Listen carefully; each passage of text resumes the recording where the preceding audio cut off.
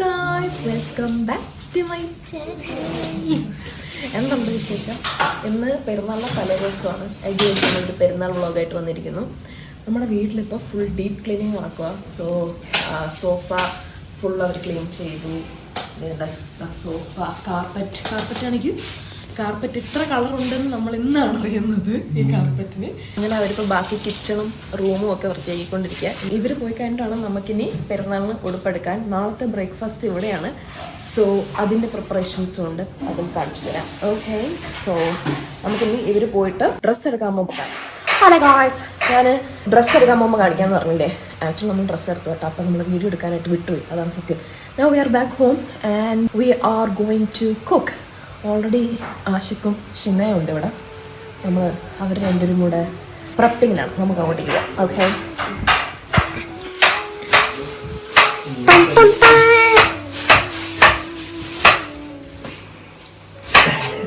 ശിരമോൻ പ്രിപ്പറേഷനിലാണോ? കഴിയില്ലേ? എന്ന് നോക്കട്ടെ കണ്ണുനീരൊപ്പിട്ട് പറയണ. ഓ, ഇതാരിവിടെ?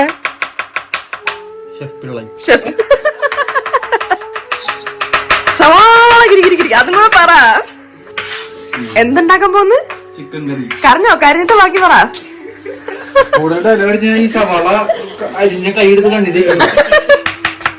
വെറുതെ ഇട്ട് അടിക്കേട്ടാ. വേണ്ട ജബി.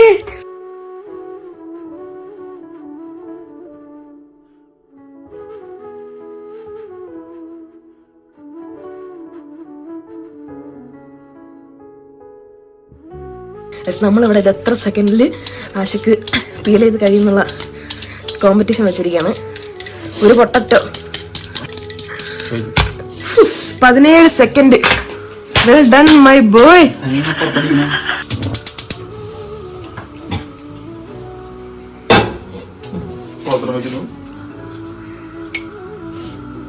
നമ്മുടെ നാളെ ബ്രേക്ക്ഫാസ്റ്റ് ആണ് ഇവിടെ ഒരുക്കിയിരിക്കുന്നത്. അതന്നെ. ഇതൊന്നുമില്ല, ചിക്കൻ ചെറുതായിട്ട് കുറച്ച് ഉപ്പും മുളക് മഞ്ഞപ്പൊടി മാത്രം ഇട്ടിട്ട് മാരിനേറ്റ് ചെയ്തിട്ട് ഒരു അരമണിക്കൂർ നമ്മൾ ഫ്രിഡ്ജിൽ വെച്ചാണ്. അതിന് നമ്മളൊരു ലോ ടു മീഡിയം ഫ്ലെയിമിൽ ആ ചിക്കനെ നമ്മൾ എന്ത് ചെയ്യും, ഫ്രൈ ചെയ്തെടുക്കും. This is shallow fry, not deep fry. നമ്മൾ ഹെൽത്തി ആയിട്ടുള്ള ചിക്കൻ ഫ്രൈ ആണ് ഇപ്പോൾ കാണാൻ പോകുന്നത്.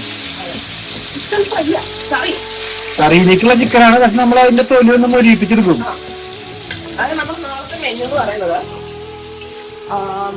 ചിക്കൻ കറി, വെജ് സ്റ്റൂ, പിന്നെ ഇടിയപ്പം, പത്തിരി, കോയിൻ പൊറോട്ട. പിന്നെ എനിക്ക് ആക്ച്വലി ഒരു കേക്ക് ബേക്ക് ചെയ്യണം എന്നൊക്കെ ഒരു ആഗ്രഹമുണ്ട്. ഞാൻ ഇതുവരെ കേക്ക് ബേക്ക് ചെയ്തിട്ടില്ല. ബേക്ക് ചെയ്തിട്ടുണ്ട് പണ്ട് കേട്ടാ. എന്റെ ആ കഥ അറിയോ? ആതിരയുടെ ബർത്ത്ഡേക്ക് ഞാൻ കേക്ക് ബേക്ക് ചെയ്തിട്ട കഥ പറഞ്ഞിട്ടുണ്ടാ? സോറി ഗൈസ്, കേൾക്കാൻ താല്പര്യമില്ല.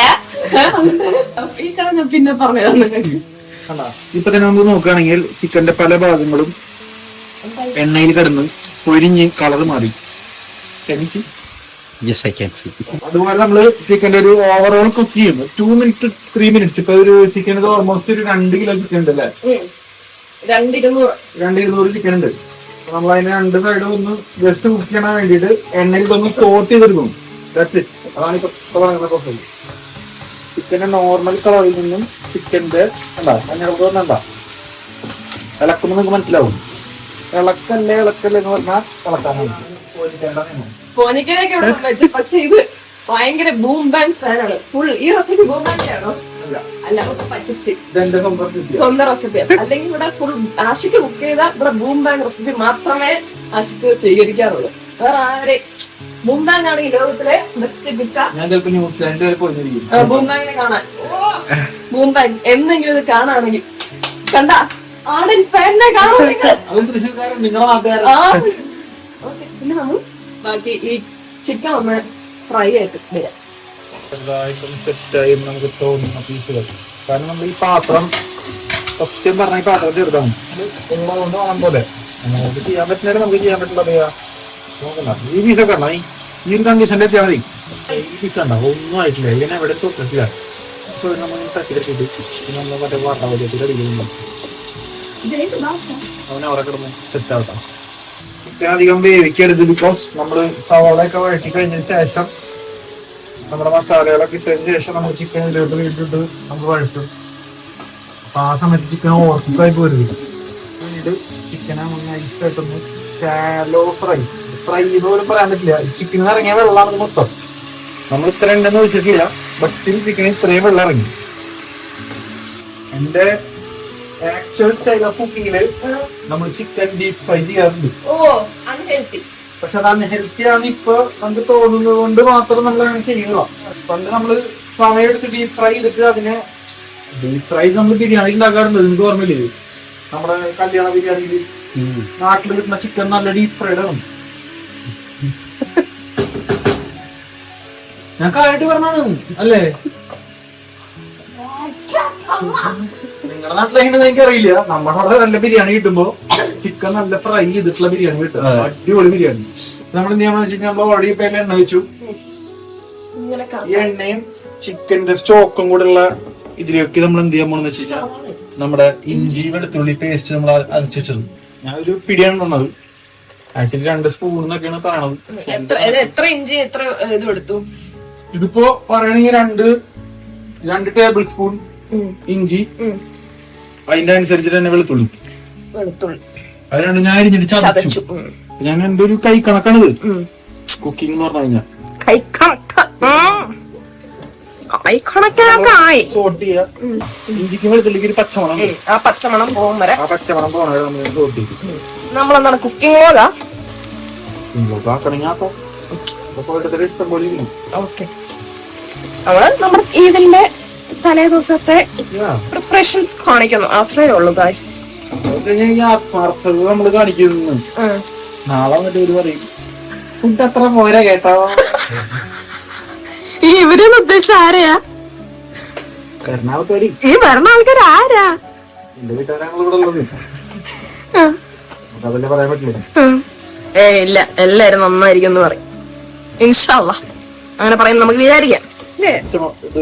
കറിവേപ്പില ഇട്ടും പച്ചമുളക് ഇടും.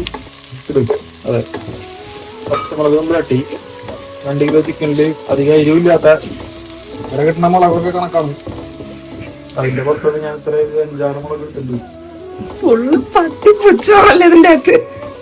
ഇത് കഴിഞ്ഞിട്ടാണ് നെക്സ്റ്റ് സ്റ്റെപ്പിലാണ് നമ്മള് സവാള ഇത് മൊത്തം ഒന്ന് സോട്ടായിട്ട് വരണം. പച്ചമുളകിന്റെയും സവാളയുടെയും സോറി മറ്റേ കറിവേപ്പിലയുടെയും ഒക്കെ ജ്യൂസ് ഫ്ലേവർ ഒന്നും ഇതിലോട്ട് ഇറങ്ങണം.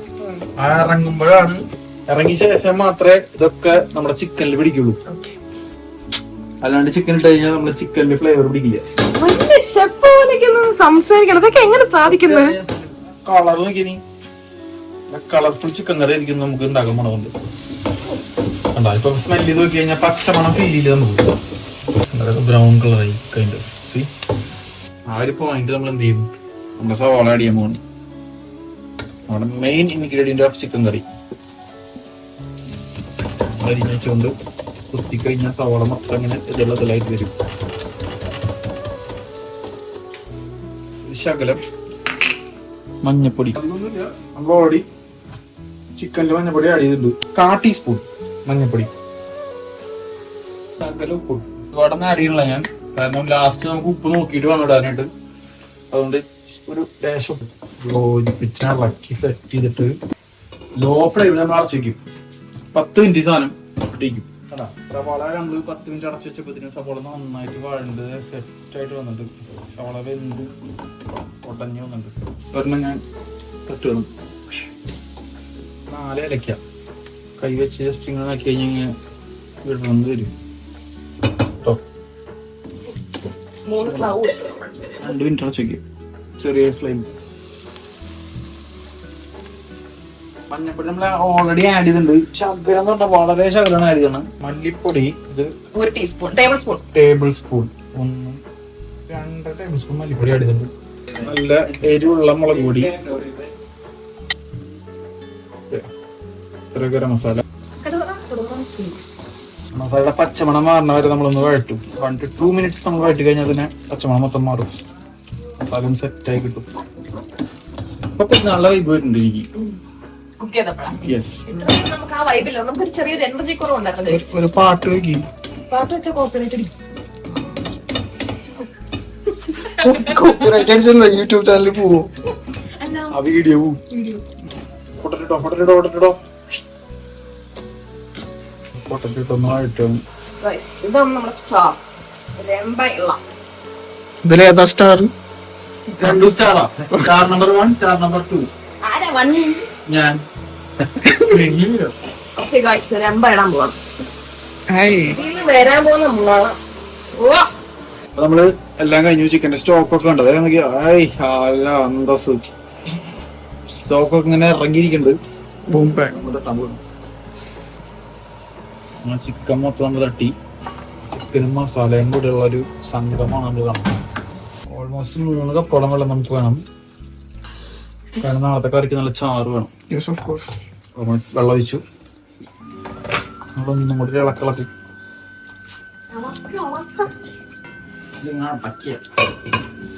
തീരെ മീഡിയം ഫ്ലെയിമിലേക്ക്. എത്ര മിനിറ്റ് കഴിക്കുന്നത്? 20 to 25 minutes വേവിച്ച് കഴിഞ്ഞു. അപ്പൊ നമ്മുടെ ചിക്കൻ കറി ഇവിടെ സെറ്റ് ആയിക്കൊണ്ടിരിക്കുകയാണ്. ഇഷ്ടപ്പെടുന്ന ഞാൻ വിചാരിക്കുന്നു. ഇഷ്ടപ്പെട്ട കൊള്ളാം. ഇഷ്ടപ്പെട്ട ലൈക്ക് ചെയ്യേ, സബ്സ്ക്രൈബ് ചെയ്യേ. കറിയൊക്കെ പൊങ്ങി ഇതായി പോയി കേട്ടോ. നമ്മൾ കുറച്ച് തേങ്ങാപ്പാൽ ഒഴിച്ചിട്ടുണ്ട്. ഇപ്പോഴത്തെ കളറ് ഇങ്ങനെ ആയിട്ട് മാറിയിട്ടുണ്ട്. കുറച്ച് മല്ലിയിലുണ്ട് ഇടാൻ പോകുന്നു.